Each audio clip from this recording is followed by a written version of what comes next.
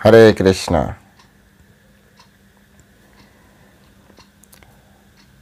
সকলকে আবারও কৃষ্ণপ্রীতির শুভেচ্ছা জানিয়ে আজকের প্রতিদিনকার যে ভাগবত গীতার ক্লাস সেখানে স্বাগতম জানাচ্ছি।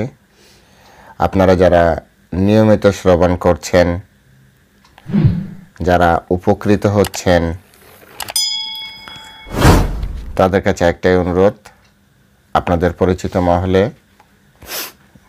এই ভিডিওগুলি শেয়ার করুন যাতে তারা উপকৃত হতে পারে। আর আপনাদের কোনো প্রশ্ন থাকলে আপনারা কমেন্ট বক্সে লিখতে পারেন। তো চলুন আজকের মতো আমরা আমাদের আলোচনায় মনোনিবেশ করি। প্রথমে আমরা প্রতিদিনকার মতো মঙ্গলাচরণ করব। আপনারা অত্যন্ত শ্রদ্ধার সহিত বিনম্র চিত্রে মঙ্গলাচরণ করুন। আর যাদের এখনো মুখস্থ হয়নি আপনারা শ্রবণ করুন। ও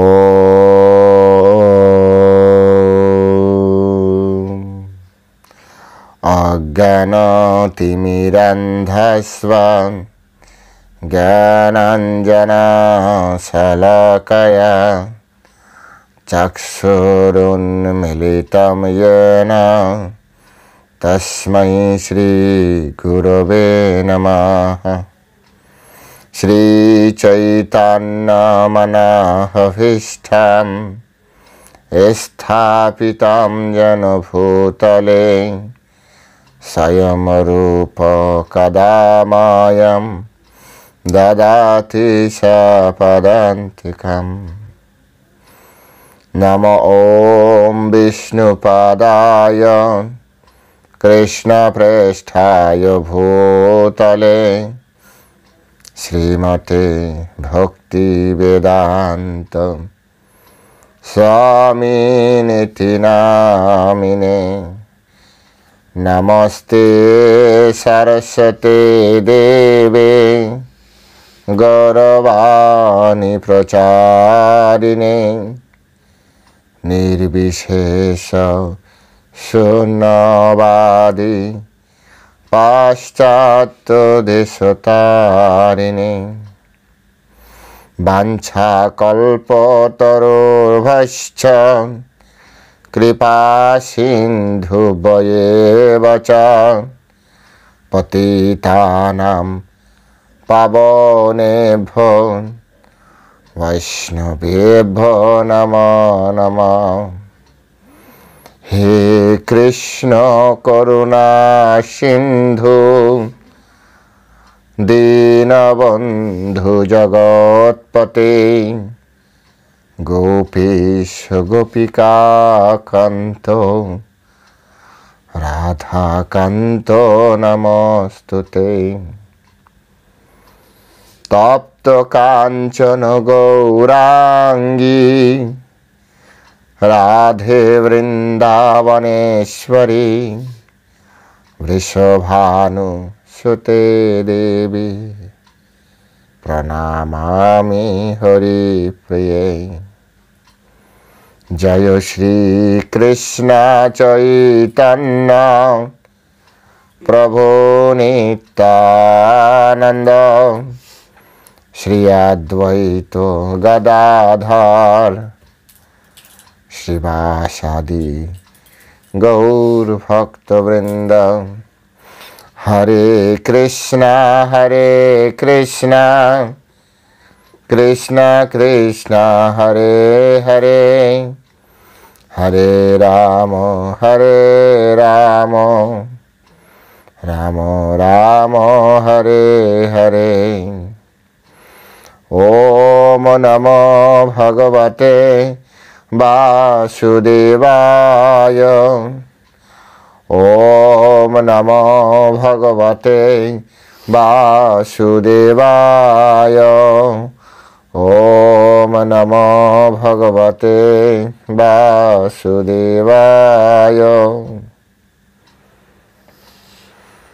श्रीमद् भगवद गीता प्रथम अध्याय শ্লোক নাম্বার 29। আজ আমরা 29 নাম্বার শ্লোক শ্রবণ করব। তো প্রথমে সংস্কৃত শ্লোকটি আমরা উচ্চারণ করি। বেপথশ্চ শরীরে মে রোমহর্ষশ্চ জায়তে গান্ডীবম সংসতে হস্তাৎ তক চৈব পরিদাজ্যতে। বেপথশ্চ শরীরে মে রোমহর্ষশ্চ জায়তে গান্ডীবম সংসতে হস্তাৎ তক চৈব পরিদাজ্যতে। হরে কৃষ্ণ। তো এখন আমরা এই সংস্কৃত শ্লোকের শিলা প্রভুপাদ কর্তৃক যে সুন্দর বঙ্গ ভাষানুবাদ, সেই অনুবাদটি আমরা শ্রবণ করব। অনুবাদ: আমার সর্বশরীর কম্পিত ও রোমাঞ্চিত হচ্ছে। আমার হাত থেকে গান্ডীব খসে পড়ছে এবং ত্বক যেন জ্বলে যাচ্ছে। পুনরায় পড়ছি। আমার সর্বশরীর কম্পিত ও রোমাঞ্চিত হচ্ছে। আমার হাত থেকে গান্ডীব খসে পড়ছে এবং ত্বক যেন জ্বলে যাচ্ছে। জয় শিলা প্রভুপাদ কি জয়। তো এখন আমরা প্রভুপাদ সহ আমাদের সকল গুরু পরম্পরা ধারায় প্রাপ্ত যে এর ব্যাখ্যা, সেই ব্যাখ্যা অনুভব করার চেষ্টা করব। আপনারা সকলে অত্যন্ত মনোযোগ সহকারে এই ব্যাখ্যা, আচার্যদের যে তাৎপর্য, এটি শ্রবণ করার চেষ্টা করবেন। এই শ্লোক এবং এর পরের শ্লোক, এগুলি সবই আগের শ্লোকের এক একটি অংশ। অর্জুন উবাচ থেকে শুরু হয়েছে 28, 29, 30। এগুলি তার যে এই উভয় পক্ষের সৈন্যদল দর্শন করার পরে তার যে শারীরিক অবস্থা, সেটি প্রকাশক শ্লোকাবলী। যেমন এর আগের শ্লোকে আমরা দেখেছি, সিদন্তি মম গাত্রাণি, আমার শরীর অবশ হয়ে যাচ্ছে, মুখম চ পরিশস্যতি, আমার মুখ শুকিয়ে যাচ্ছে। তারপরে তিনি বলছেন, বেপুতুশ্চ শরীরে মে রোমহর্ষশ্চ জায়তে গান্ডীবম সংসতে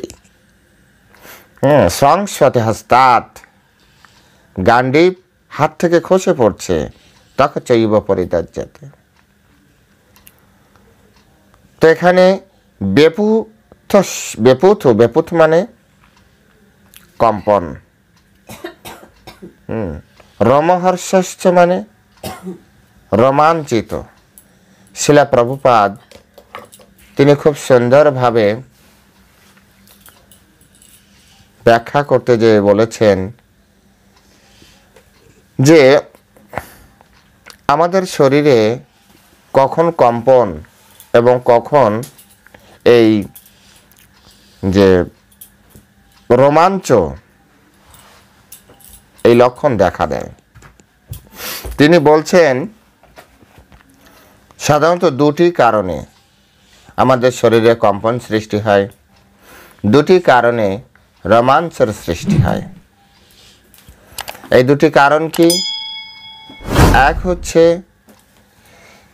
অষ্টসাত্ত্বিক বিকার, অর্থাৎ চিন্ময় অনুভূতি, আধ্যাত্মিক অনুভূতি যখন আমাদের ভিতরে সৃষ্টি হয় তখন আমাদের শরীর কম্পন সৃষ্টি হয়, যেটা আপনারাও জানেন, শীত, কম্প, রোমাঞ্চ,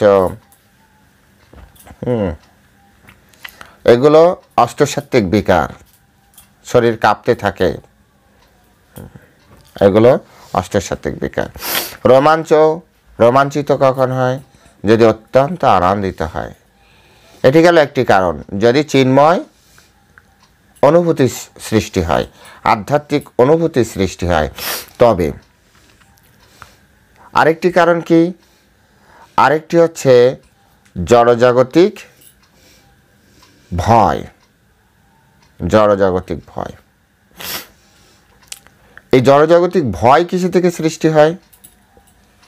আচার্যরা ব্যাখ্যা করছেন, ভয়ের মূল কারণ হচ্ছে জড়জাগতিক বিষয় হারানোর আশঙ্কা। মানুষ মৃত্যুর ভয় পায়, কারণ কি? দেহ থেকে আত্মার সেপারেশনের যে আশঙ্কা, এটা ভয়ের কারণ। তো এখানে শিলা প্রভুপাদ ইন্ডিকেট করে বলছেন, শিলা প্রভুপাদ অত্যন্ত গুরুত্বের সাথে বলছেন যে অর্জুনের যে এখন কম্পন এবং রোমাঞ্চ সৃষ্টি হচ্ছে, এটি চিদ আনন্দ অনুভূতিজনিত অনুভূতির ফলে নয়। কারণ চিদ আনন্দ অনুভূতি যখন অনুভূত হয় তখন তার ভিতরে কোনো ভয় থাকে না, কিন্তু এখানে সে ভয় পাচ্ছে। ভয় কিভাবে পাচ্ছে? তার শরীর কাঁপছে, এগুলো ভয়ের লক্ষণ। তাহলে এখানে নির্দিষ্ট দ্বিতীয় কারণ কি? জড়জাগতিক বিষয়বস্তু, জড়জাগতিক বিষয় হারানোর যে আশঙ্কা, সেই আশঙ্কাজনিত ভয়ের ফলেই তার এটি হচ্ছে। এখন এই জড়জাগতিক বিষয় কি বিষয় তিনি হারানোর আশঙ্কা করছিলেন? জড়জাগতিক তার আত্মীয় স্বজনদের প্রাণ হানির আশঙ্কা। অর্জুন ভক্ত হওয়ার কারণে, একজন সৎ মানুষ হওয়ার কারণে তিনি তার গুরুদেব, তার পিতামহ, তার ভাইদের, তার সন্তানদেরকে, তার আত্মীয় স্বজন, পরিবার পরিজনদেরকে অত্যন্ত ভালোবাসতেন। যখন তার ভিতরে এই চেতনা জাগ্রত হয়েছে যে এই যুদ্ধের পরিণাম স্বরূপ মৃত্যু হবেই, আর তৎকালীন সময় যুদ্ধই এরকম, যুদ্ধ মানেই এরকম। যদি অর্জুনকে জিততে হয়, যুদ্ধে জয় লাভ করতে হয়, তাহলে নিশ্চিতভাবে বিপরীত পক্ষের আত্মীয় স্বজনের প্রাণহানি হবেই হবে।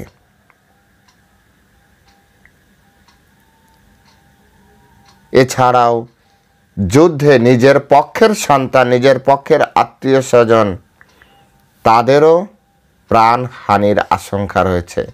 কারণ যুদ্ধ কখন এরকম হয় না শুধু বিপরীত পক্ষের মানুষই, বিপরীত পক্ষের যোদ্ধাই বা বিপরীত পক্ষের সেনাই শুধু মরবে, নিজের দলের কেউ কখনো মরবে না। এরকম যুদ্ধ হয়ই না। যুদ্ধ মানেই উভয় পক্ষের সেনাদের মধ্যে বিধ্বংস নিয়ে আসে। যুদ্ধ মানেই বিধ্বংস।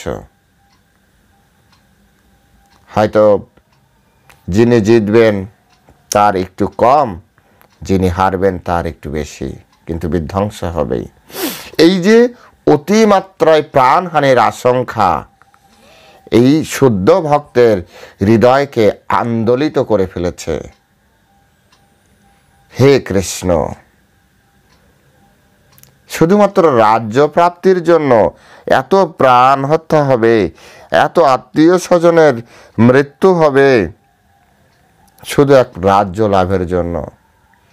এই যে আশঙ্কা, এখান থেকে তার ভয় তৈরি হচ্ছে।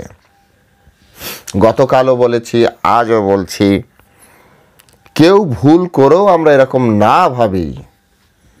কারণ কালে কালে কলির যুগের কলির প্রভাবে অনেক সময় শাস্ত্র দেখিয়ে অপব্যাখ্যা দিচ্ছে যারা, তারা এরকম না বলে। হয়তো অর্জুন ভয় পেয়ে গিয়েছিল, অর্জুনের ভয় ছিল, কিন্তু সেটা আত্মীয় স্বজনের জন্য করুণার অনুকম্পা স্বরূপ, করুণা প্রদর্শন স্বরূপ। তাই এখানে আমাদেরকে এভাবেই বুঝতে হবে যে শিলা প্রভুপাদ আমাদেরকে কিভাবে এই বিষয়টা সুন্দরভাবে বোঝাচ্ছেন। এখানে বলা হচ্ছে গান্ডীবম সংসতে, গান্ডীব হাত থেকে খসে পড়ছে। যখন আপনার হাত থেকে এক গ্লাস জলের গ্লাস খসে পড়লো, এর মানে কি? জলের গ্লাসটা ধরে রাখতে পারছে না হাত। হাত কখন মুভমেন্ট নষ্ট হয়ে যাচ্ছে? যখন হাতটা অবশ হয়ে যাচ্ছে, তার যে ক্ষমতা ধরে রাখার সেটা নষ্ট হয়ে গেছে।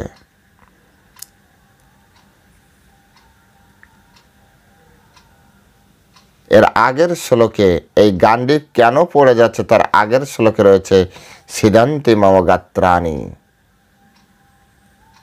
আমার শরীর, আমার অঙ্গ প্রত্যঙ্গ, অঙ্গ হাত একটি অঙ্গ, আমার অঙ্গ প্রত্যঙ্গ অবশ হয়ে যাচ্ছে, সিদান্তি অবসন্ন হয়ে যাচ্ছে।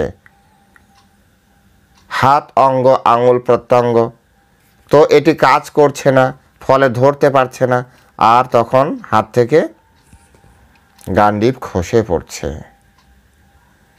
গান্ডীবম সংসতে হস্তাৎ ত্বক চৈব পরিদজ্যতে, আমার সমস্ত ত্বক জ্বলে যাচ্ছে। দাহ্যতে, দাহ্য মানে দহন, আগুনের যেমন দাহন ক্ষমতা সেভাবে জ্বলে যাচ্ছে। কেন জ্বলে যাচ্ছে? তার আগের শ্লোকে বলছে পরিশুষ্যতি, শুকিয়ে যাচ্ছে শরীর। আমাদের শরীরে যখন জলের অভাব হয় তখন শরীর শুকিয়ে যায়, এক্সট্রা হিট তৈরি হয়, এক্সট্রা বার্নিং বলা হয়, সেন্সেশন বলা হয়। তো এখানে সেটি বলা হচ্ছে যে ভয়ের কারণে শরীরে যে মাত্রায় জলের প্রবাহ থাকা দরকার ছিল সেই মাত্রায় আর চলছে না। আর এর ফলে ত্বক সেই শোকজনিত দুঃখ, এখানে সেই শোকজনিত ভয়ের কারণে তার সমস্ত শরীর জ্বালা করছে। একটা অস্থির পরিবেশের মধ্যে তিনি রয়েছেন।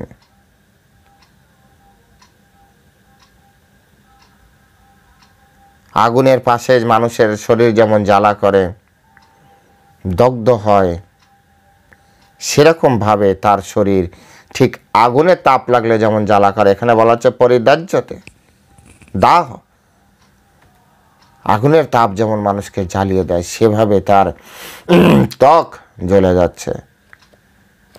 এগুলি সবই কিসের থেকে হচ্ছে? আত্মীয় স্বজনের প্রাণহানির আশঙ্কাজনিত ভয়ের কারণে হচ্ছে। এটি গুরুত্বপূর্ণ পয়েন্ট। এই শ্লোকের গুরুত্বপূর্ণ পয়েন্ট হচ্ছে অর্জুন কত দরদি, কত বড় মাপের একজন ভক্ত ছিলেন, কত বড় মাপের হৃদয়বান ব্যক্তি ছিলেন যে তিনি শুধু মিত্রপক্ষ স্বীয় পক্ষ নয়, এমনকি অপর পক্ষের ব্যক্তিদের হত্যার কথাও চিন্তা করতেন, তাদের পরিবারের কথা চিন্তা করতেন।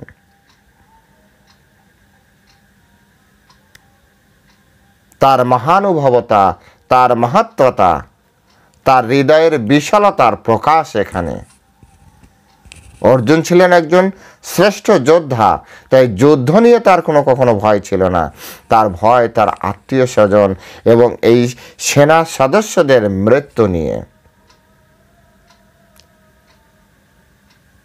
এর পরের শ্লোকগুলো আলোচনা হবে যে এই রাজ্য স্রেফ রাজ্যের জন্য, রাজ্য প্রাপ্তির জন্য এত লোকের প্রাণহানি। এটি হচ্ছে ভক্তের লক্ষণ। সামান্য একটি চেয়ারের জন্য মানুষ কত অপকর্ম করছে, হত্যা পর্যন্ত করছে। অর্জুন এখানে শিক্ষা দিচ্ছে এটা ঠিক নয়। জড়জাগতিক কোনো বিষয়াসক্তির জন্য, কোনো বিষয়ের জন্য কোনো প্রাণ হত্যা করা, কারো কষ্ট দেওয়া, এটা ঠিক নয়।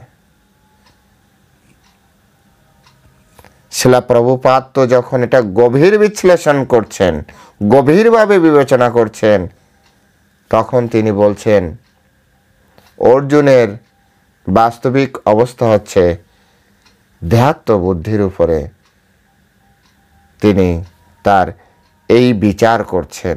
তিনি ভাবছেন যে তিনি এই সর্বত তিনি এই দেহ এবং এই দেহের সাথে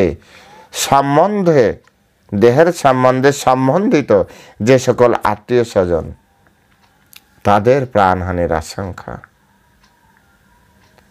সেজন্য তিনি ভয় পাচ্ছেন। শিলা প্রভুপাদ তার, আমি তো বলি অমর একটা বাক্য, অমর বাক্য। শিলা প্রভুপাদ আমেরিকায় যে তিনি এই পাশ্চাত্য দেশবাসীর সামনে সুন্দরভাবে একটি সেন্টেন্স তাদের হৃদয়ে গেঁথে দিয়েছিলেন, we are not this body, we are spirit soul. আমরা এই শরীর নই, আমরা হচ্ছে চিন্ময় আত্মা। আমরা শরীর নই। অর্জুনের যে আজকে ভয়ের কারণ সেটি হচ্ছে তিনি ভাবছেন তিনি স্বরূপত শরীর। এই জগতে আমরাও এই শরীর আর এই শরীর সম্বন্ধিত সমস্ত বিষয়কে নিজের ভেবে আমাদের অর্জুনের মতো দুঃখ কষ্ট আমরা পেতেই থাকি। না এই জগতে আমি আপনি ছিলাম, না এই জগতে আমি আপনি থাকব। শরীরে দেওয়া হয়েছে কোনো বিশেষ উদ্দেশ্য সাধনের জন্য। দুর্ভাগ্য তো সেই সকল ব্যক্তির যারা সেই বিশেষ উদ্দেশ্য সাধনের উপায় খুঁজে বের করে না। কেন এই শরীর প্রাপ্তি হয়েছে, আর কেনই বা এই শরীর একটা নির্দিষ্ট সময়ের পরে আমরা না চাইলেও আমাদের কাছ থেকে কেড়ে নেওয়া হয়। এই শরীরের একটা উন্নত পারপাস আছে। বিনা কারণে না তো শরীর প্রাপ্তি হয়েছে, না তো বিনা কারণে এই শরীর নষ্ট হবে। কেউ যদি বলে অ্যাক্সিডেন্টলি অহেতুক আমার আপনার এই জগতে জন্ম হয়েছে আর অহেতুক মরে যাব, তো চিন্তা করেন যে মূর্খতার জগতে বসবাস করছি। না জগতে কোনো কিছু অহেতুক ঘটে, না অহেতুক কোনো কিছু হবে। যারা ফিলোসফির স্টুডেন্ট, দর্শনের স্টুডেন্ট, তারা আপনারা জানেন কারণ বিনা কার্য সংগঠিত হয় না। এটা দর্শনের একটি অত্যন্ত গুরুত্বপূর্ণ সেন্টেন্স। এমন কোনো ঘটনা নেই যার পিছনে তার কোনো কারণ থাকবে না। সুতরাং অত্যন্ত গুরুত্বের সহিত এক এক শ্লোক করে আমাদের এগোতে হবে। শিলা প্রভুপাদ এখান থেকেই মূল ভগবদ গীতার যে উদ্দেশ্য, সেই উদ্দেশ্যের দিকে আমাদেরকে নিয়ে যাচ্ছে। আজ অর্জুনের যে কষ্ট, এর কারণ তিনি ভাবছেন আমি এই শরীর, আমার সে জামবের সামনে যে দাঁড়িয়ে আছে এই শরীরটি আমার ঠাকুরদা। আর এটাই হচ্ছে তার দুঃখের কারণ হলো, তার ভয়ের কারণ হলো। আজ যুদ্ধ শুরু হচ্ছে, আমি এই শরীর, আমার এই রাজ্য দরকার, আমার সাথে এই অন্যায় করা হয়েছে, শারীরিক সব কিছু বডিলি কনসেপ্টের উপরে যে ডিসিশন নেওয়া হচ্ছে। আমাদের এমন চিন্তা করা উচিত নয়, আমাদের সেই চিন্তা করা উচিত we are not this body, we are spirit soul. আমরা এই শরীর নই, আমরা হচ্ছে চিন্ময় আত্মা। আত্মার মৃত্যু নেই। সর্বোচ্চ আমার এই শরীরের ক্ষতি হবে, শরীরের মৃত্যু হবে, আমার মৃত্যু হবে না। এগুলি খুব সুন্দরভাবে আরও আগে যে ব্যাখ্যা হবে। এর পরের শ্লোকটিও এই শ্লোকের সাথে এর পরের যে আরও লক্ষণ প্রকাশ পাচ্ছে, অর্থাৎ পরপর 3টি শ্লোক অর্জুন এই উভয় পক্ষের সৈন্যদের দর্শন করার পরে তার ভিতরে যে লক্ষণ প্রকাশ হয়েছে, তার ভিতরে যে অনুভূতি প্রকাশ হয়েছে, সেই লক্ষণ প্রকাশক শ্লোক এই 3টি 28, 29, 30। আর এই লক্ষণের উপরে বেজ করে তারপর থেকে অর্জুন ডিসিশন নিতে শুরু করবে যে আমার কি করা উচিত, কি করা উচিত না। এক সময় যে তিনি বিভিন্ন ধরনের শাস্ত্র, যা তিনি এতদিন ধরে গুরুকুলে পড়াশোনা করেছেন, পিতামহ ভীষ্মের কাছ থেকে, কৃপাচার্যের কাছ থেকে, এমনকি তিনি গুরু দ্রোণাচার্যের কাছ থেকে, এমনকি তিনি স্বর্গলোকে ইন্দ্রের কাছ থেকে, এই যে পরবর্তীতে আরও অনেক শিক্ষা গ্রহণ করবেন। তো এই যে সমস্ত শিক্ষা, সেই শিক্ষার আলোকে তিনি অনেক গভীর তত্ত্ব উপস্থাপন করবেন। আসলে এই সময় তার যুদ্ধ করা উচিত কি যুদ্ধ করা উচিত না, বা তিনি যা দর্শন করছেন সেই দর্শন ঠিক আছে অথবা ঠিক নেই, কি করা উচিত বা কি করা উচিত না। তিনি একসময় কিংকর্তব্য বিমূঢ় হয়ে পড়বেন। ভগবান এরকম একটি পরিস্থিতিতে তাকে সুন্দরভাবে সৎ গাইডেন্সের মাধ্যমে, সৎ জ্ঞান প্রদানের মাধ্যমে তাকে উদ্ধার করবেন এবং জীবনের সফলতার জায়গায় তাকে নিয়ে যাবেন। আজ এই ভগবদ গীতার জ্ঞানের মাধ্যমে অনেক ব্যক্তি তাদের জীবনের সঠিক জ্ঞান পেয়েছে। তারা যে লেয়ারে আছে, যে স্তরে আছে, সেই স্তর থেকে তাদের জীবনের উন্নত পারপাস বুঝতে পেরে সেই পারপাসকে লক্ষ্য করে বাকি সব কিছু, বাকি এই শরীরকে মেনটেন করা, সাথে সাথে শরীরের সাথে সম্পর্কিত যে পরিবার আছে, পরিবার পরিজন আত্মীয় স্বজন, তাদেরকে ব্যালেন্স করে জীবন পথে চলা, তারা চালানোর চেষ্টা করছেন। আর সাথে সাথে উন্নত পারপাসের দিকে তারা লক্ষ্য রেখেছেন, যা বেশিরভাগ মানুষ করছে না। গীতার শিক্ষার উদ্দেশ্য হচ্ছে উন্নত পারপাস নিয়ে আমাদের চিন্তা করা উচিত। কেন আমি এই শরীর পেলাম, আর আমি কি এই শরীর, তাহলে আমার কি করণীয়, এভাবে চিন্তা করা উচিত। তো আজকে এখানে আমি গীতার বিশ্রাম দিচ্ছি। কাল আবার আপনাদের সাথে এ বিষয়ে কথা হবে। যেতে যেতে আবারও বলি, চ্যানেলটি সাবস্ক্রাইব করবেন, প্রচার করবেন, মানে শেয়ার করবেন।